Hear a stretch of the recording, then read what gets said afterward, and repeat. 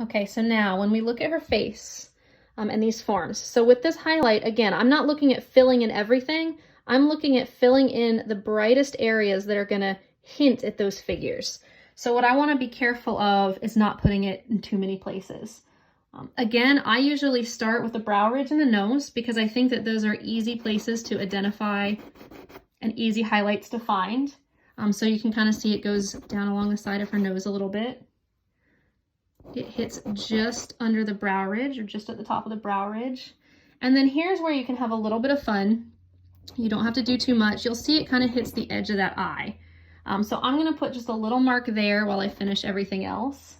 And you can also see how it sets off sort of the side of her face. So we have the cheekbone that comes around into that just a little bit, and then also by her mouth and chin. This kind of shows us the edge of her face.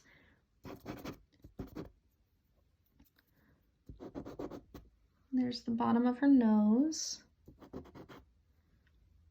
Okay, so now here's where you start to have to be careful because it gets a little confusing. There's a little bright spot at the edge of the one top lip, and then there's a little bit of a bright spot at the edge of the bottom lip, and that's about all. So we have to try to make sure all of that works with that little part of skin below her nose.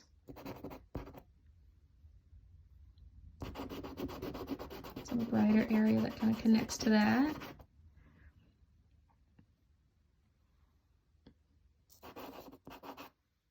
Okay, so that's just enough to sort of give us, bring her eye over just a little further if I stand back, the idea that we have a face there, right? And it doesn't necessarily have to be more detailed than that right now, especially since this is more of a figure drawing, right? We want to indicate that there's a face, but it doesn't have to be in extreme detail. Now, if you want to spend a lot more time on that to really get those light and shadow areas correct, please feel free.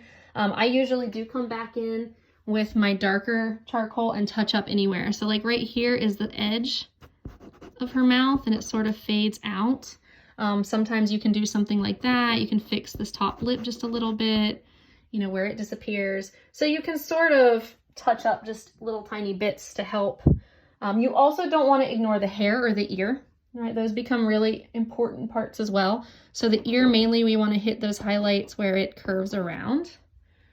And the hair, what we want to do is just use that to indicate the texture and the brighter spots, right? The hair is going to be one of the brighter spots on this because it is at the top,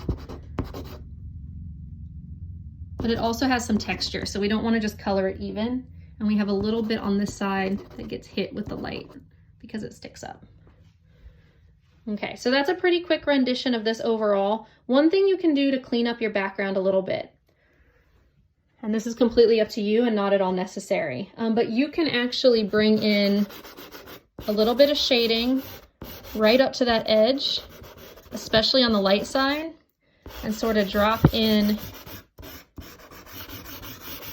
the shaded background. What that's going to do is it's going to let that outline sort of drop away. And what that's going to do is make her feel a lot more three-dimensional, and it's going to make all these areas that you drew sort of stand out even more. Now I don't want to forget her neck right here. I kind of did. So it'll also help you see if you got the most important areas or not, if you feel like you left anything out. So what we call this is letting it have sort of this lost edge, right? Where it can sort of disappear. Some of this can sort of disappear into the background. Now you want to usually be careful that you keep it a little bit lighter on your shadow side. You don't want to completely lose your form. So you want to hit it darker on your light side, lighter on your shadow side, so that it can stand out from those. But long story short, so that gives you sort of that three-dimensional feel that you're looking for. Okay, so I'm going to probably try to do another demo you can use as a warm-up with just the torso from this figure. So I'll have that demoed from an iPad drawing so you can see it in a little bit of a different perspective. But let me know if you have any questions as always. And that's going to be our first figure drawing.